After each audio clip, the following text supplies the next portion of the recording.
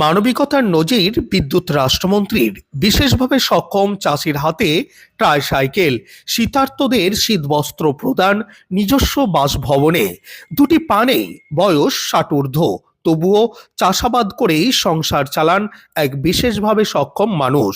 জমিতে যাতায়াত করাই যেখানে তার কাছে সবচেয়ে বড় সমস্যা, সেই দুশ্চিন্তার মধ্যেই মানবিকতার এক উজ্জ্বল দৃষ্টান্ত ধরা পড়ল অ্যাডভান্স নিউজ বাংলার ক্যামেরায়। রঘুনাথগঞ্জ ৫৯ নম্বর বিধানসভার অন্তর্গত লক্ষ্মীজোলা গ্রাম পঞ্চায়েতে রাস্তা সংস্কার কাজের উদ্বোধনে উপস্থিত ছিলেন পশ্চিমবঙ্গ সরকারের বিদ্যুৎ দপ্তরের রাষ্ট্রমন্ত্রী আখরুজ্জামান। কর্মসূচি শেষে তিনি সাধারণ মানুষের সঙ্গে জনসংযোগে ব্যস্ত ছিলেন। সেই সময় ওই বিশেষভাবে সক্ষম ব্যক্তি মন্ত্রীর কাছে আর্জি জানান, জমিতে যাওয়ার জন্য একটি ট্রাইসাইকেলের প্রয়োজন, এখানে ওখানে যেতে ভীষণ সমস্যা হচ্ছে। মানবিকতার সাড়া দিয়ে বিদ্যুৎ রাষ্ট্রমন্ত্রী আখরুজ্জামান সঙ্গে সঙ্গে আশ্বাস দেন। তিনি জানান, মঙ্গলবার সকালেই তার বাসভবনে এসে ট্রাইসাইকেলের সংগ্রহ করতে কথা রাখলেন মন্ত্রী। মঙ্গলবার সকাল হতেই ওই বিশেষভাবে সক্ষম ব্যক্তির হাতে ট্রাইসাইকেল তুলে দেওয়া হয় মন্ত্রীর পক্ষ থেকে। কি নাম আপনার? আব্দুল বাকির আলী। আমি কালকে লক্ষ্মীজোলা গ্রাম পঞ্চায়েতের একটা রাস্তার শুভ শিলান্যাস অনুষ্ঠানে গিয়েছিলাম। অনুষ্ঠান সেরে যখন আসছি, আব্দুল বারিক নামে এই বাকির আলী, এই সম্মানীয় এই ব্যক্তি আপনাদের সামনে আমাকে বললেন উনি একটা ভাঙা গাড়িতে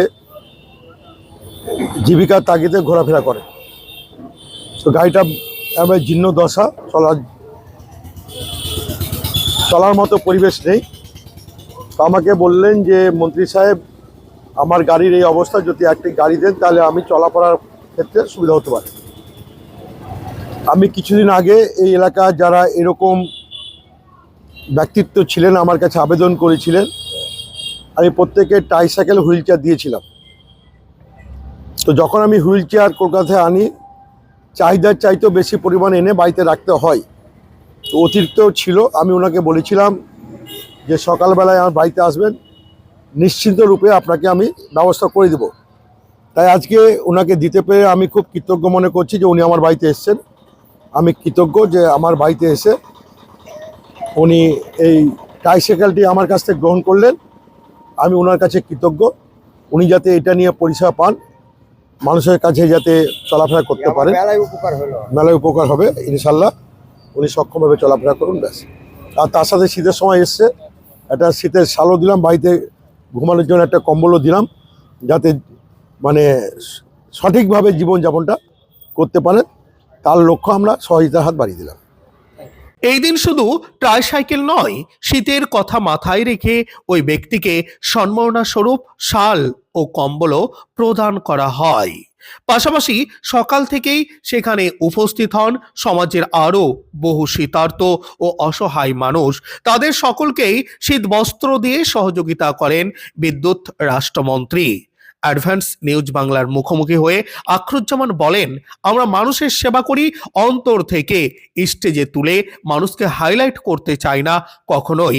একজন জনপ্রতিনিধি হিসাবে অসহায় মানুষের পাশে দাঁড়ানো আমাদের মানবিক দায়িত্ব, আর সেই তাগিদেই এই কাজ।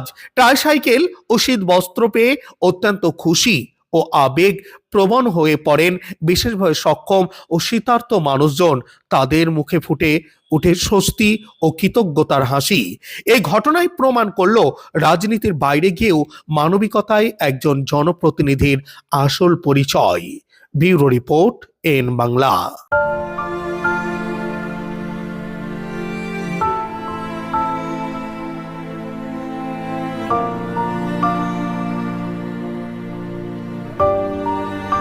হ্যাঁ, পেলাম তো, গাড়ি পেলাম, চাদর পেলাম, কম্বল পেলাম।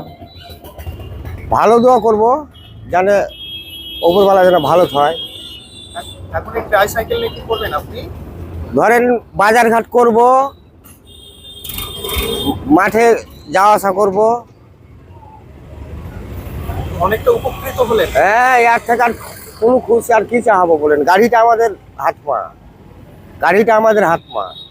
গাড়ি না হলে তো আমি চলতে পারছি না।